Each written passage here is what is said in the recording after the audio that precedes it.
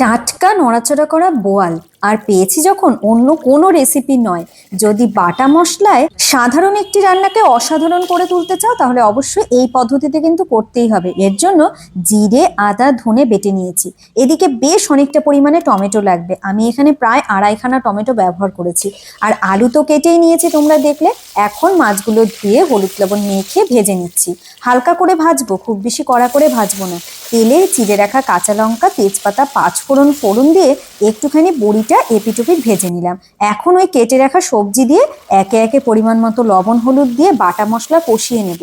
জিরে আদা ধনে এই তিনটেরই যখন খুব সুন্দর ভাজা ভাজা গন্ধ বেরোবে তখন এতে পরিমাণ মতো জল দেব। ঝোল ফুটে গেলে মাছগুলো দিয়ে দেব এবং তারপরে নামিয়ে গরম গরম ভাতের সাথে পাতলা বোয়াল মাছের এই টমেটো আলুর ঝোল একবার ট্রাই করে দেখো। কথা দিচ্ছি জাস্ট প্রেমে পড়ে যাবে। রেসিপিটা ভালো লাগলে চ্যানেলটিকে সাবস্ক্রাইব করে সঙ্গে থেকো।